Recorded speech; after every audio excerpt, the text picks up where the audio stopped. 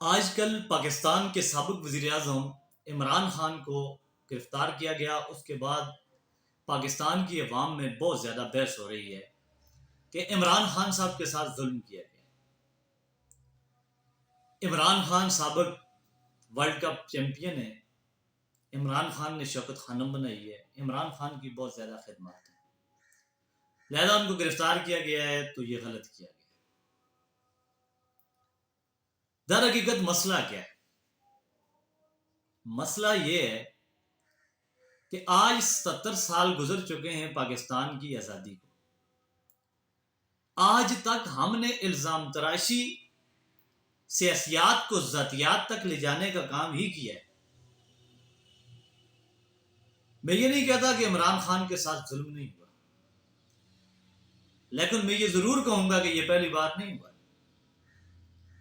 اس سے پہلے بھی ایک منتخب وزیر اعظم کو ہٹا دیا گیا تھا، بلکہ ایک کو نہیں، نواز شریف کو 3 مرتبہ ہٹا دیا گیا تھا۔ محترمہ بینظیر بھٹو کو کرسی پر اتارا گیا تھا۔ حکومتیں ختم کی گئی، وزیر اعظم نئے ہوتے رہے۔ جب بھی کسی وزیر اعظم کو ہٹایا جاتا رہا ہے، مٹھائیاں تقسیم کی جاتی رہی ہیں۔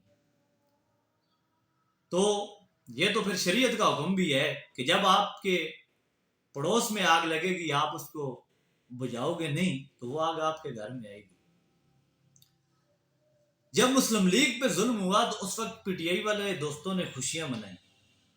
جب پیپلز پارٹی پہ ظلم ہوا تو اس وقت مسلم لیگ والوں نے اقتدار میں آ کر پیپلز پارٹی کو کچلنے کی کوشش کی۔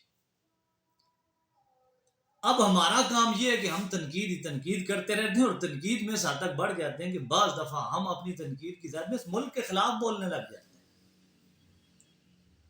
اب پاکستان کے جھنڈے کی برمتی کی گئی، اب پاکستان کی پاسپورٹ جلائے گی۔ ہمارے جیسے جو لوگ ہوتے ہیں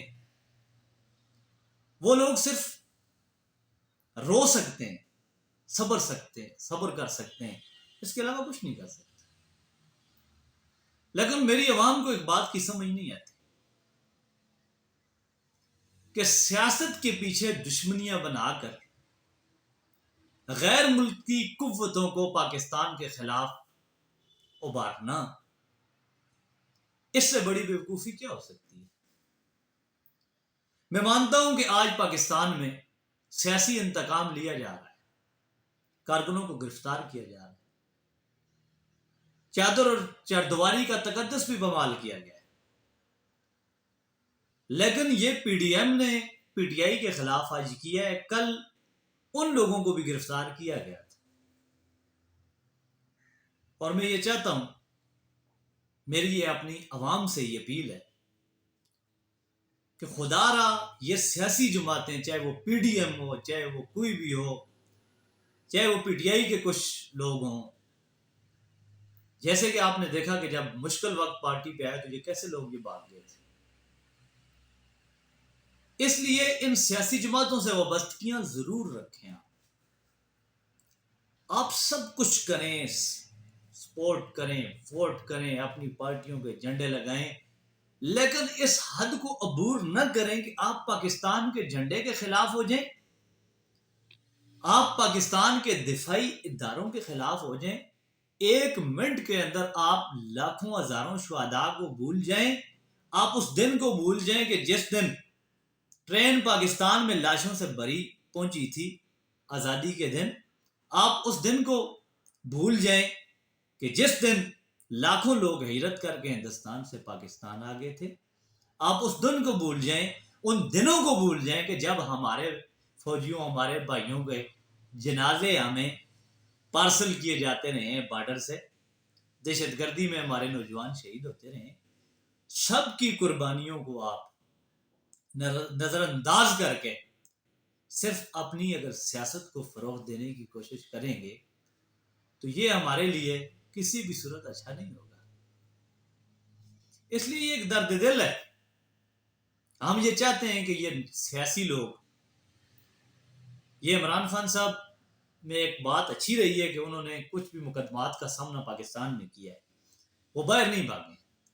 اس سے پہلے سیاست میں یہ کام رہا ہے کہ جس کے اوپر بھی مشکل وقت آتا تھا تو وہ باہر چلا جاتا تھا، جب اقتدار کی بات آتی تھی تو وہ آ کے بیٹھ جاتا تھا کرسی پہ۔ اور ہماری عوام میں ہم میں اتنا شعور نہیں تھا کہ ان کو یہ سمجھ نہیں آتی کہ یہ صرف اور صرف پاکستان میں اقتدار کے لیے آتے ہیں.